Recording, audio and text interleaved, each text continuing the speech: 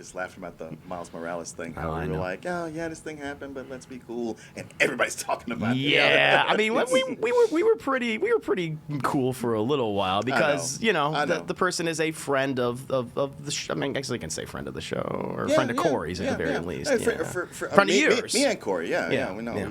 We're good friends with him. We've known him for a long time. I'm talking some sense to him right now. Is that what you've been doing? It's tough, man. Yeah. He has apologized, though. Yes. He has. Oh, did he write did. a public apology? He did, yeah. I think it was just good intentions, but just with questionable execution, I think was sort of the idea. Well, I hope it's accepted because I was like, man, I don't credit Trump with much, but he did prove that, like, hey, it's better to not apologize and just steamroll ahead. That's the thing, because people aren't going to accept it. Yeah, people don't accept it. Yeah. But if they did, that's great. It is. I think it's also a good call to his character, too, to kind of acknowledge, like, hey, there was some backlash for how Miles Morales was portrayed, and I mean, I read the comic and talked about it on my stream, too, and yeah, I mean, there's definitely some concerns and issues that kind of go along with that, too. So the fact that he's willing to step up and be like, I made a mistake for it too. I mean, that's a huge move. It is huge. It's a huge move. I hate that he's having to fall on his sword for this because the problem with writing Miles Morales has been actually going on for a while. Yeah. He hasn't been written all that well. Out of the Spider-Verse aside, right? In comics, nobody except his original creator, Brian Michael Bendis, who is not black, has been able to write him all that well.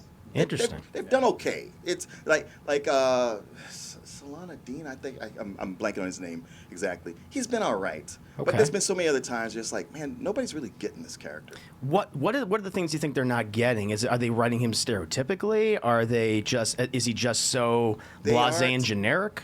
They aren't understanding that it's not good to keep him as a kid for so long. The idea is, hey, he's the new Spider-Man for now, even though he's a boy, but he needs to start graduating into being more mature. That's just the way to take it. Right. Yeah, which they do with Peter, of course, in the comics. Like by issue 50, he was in college or something like that. Yes. So that's been the thing that's been holding him back. Yeah. And you said on Thursday the new arc now has it where Peter's just sort of screwed right now, right? Oh yeah. Because I remember I did like try a few times to get into Spider-Man, and I was reading like the Superior Spider-Man when Doc Ock had taken over, and there was already like Parker Labs at that point too. So I was figuring like he's going to be like the next Reed Richards, where he's just going to be set for life. So I'm actually kind of curious after that conversation. Is like, oh, you don't know what happened after that? No, I don't know how his fall from grace happens for it too. His fall from grace happens because his altruism outweighed his business smarts. Oh. And he ran the company into the ground. Oh, with Peter. Oh, yeah, 100%. Yeah. He always does. Yeah, when I say it, you're not even shocked by that. No, at of course. He made a bunch of questionable decisions to do the right thing with people, his trusted advisors are going like, I feel like you shouldn't do that. And he ran the company into the ground. Oh, that's heartbreaking. And almost got sued out of existence for what he did. Wow. Yeah. This is why I just read Daredevil, where it's just like he's just a lawyer who screws up a lot. That's it. He does. It's that Catholic guilt of his. That last arc of Daredevil was amazing. Too. It was. I was such a huge fan of that. And Devil's Reign was fantastic as well. I am disappointed in myself that I've not caught up on a lot of modern comics like in the last 10 or so years. I've read sporadically. I've read like the Darth Vader stuff for Star Wars. I've read maybe a little bit of Daredevil. And some independent things. Not even independent. I mean, like remember when Image was independent? It's like they're not independent anymore. I mean, they sort of technically are, but they're the biggest independent. Yes, they are billions of dollars. Saga.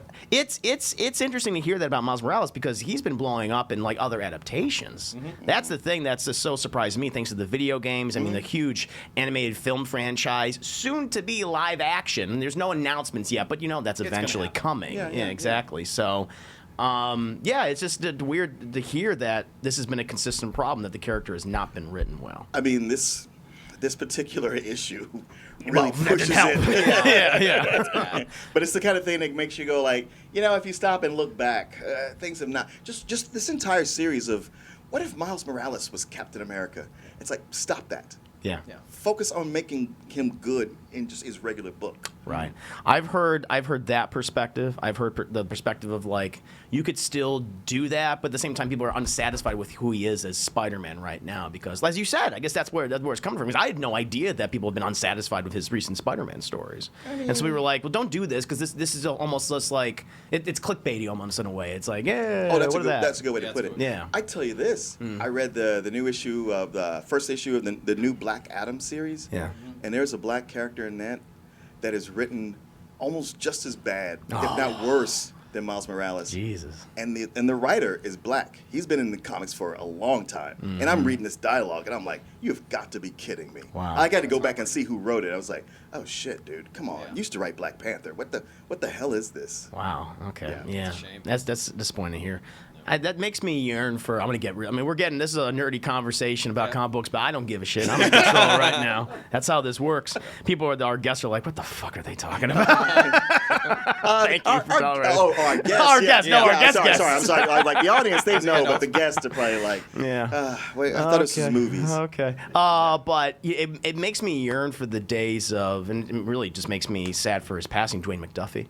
Yeah. Who did such an excellent job yeah. of stuff like Static Shock, which I mean, obviously the adaptation of Static Shock and the animated series and just the stuff on Justice League. Yeah, he wrote maybe the best episodes of Justice League. Yeah, he did. And I wish he was, because I think he passed away even before Miles was created. He did. He did. So I would have loved to have seen. I know he's more, like centered on DC stuff and Ben 10 and everything, Alien Force and stuff like that, which I really like. No. I met Dwayne McDuffie at a comic book convention, and he was the best guy. I believe it.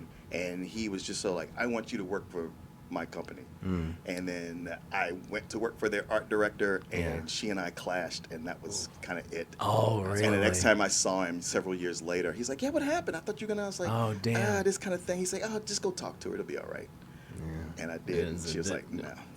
Wow. Yeah. Oh shit. Yeah. And he died shortly after that. Yeah. No, I mean, I was very sad when he did pass because I loved his work. Yeah, I loved his such work. a great talent. Yeah, he was. I would have loved to see what he would have done with a character like Miles Morales. He's someone that we definitely need right now. Honestly, that's what Static was. Yes. Years before Miles Morales. Yeah. It was like, hey, we're basically writing Spider-Man when he was a teenager.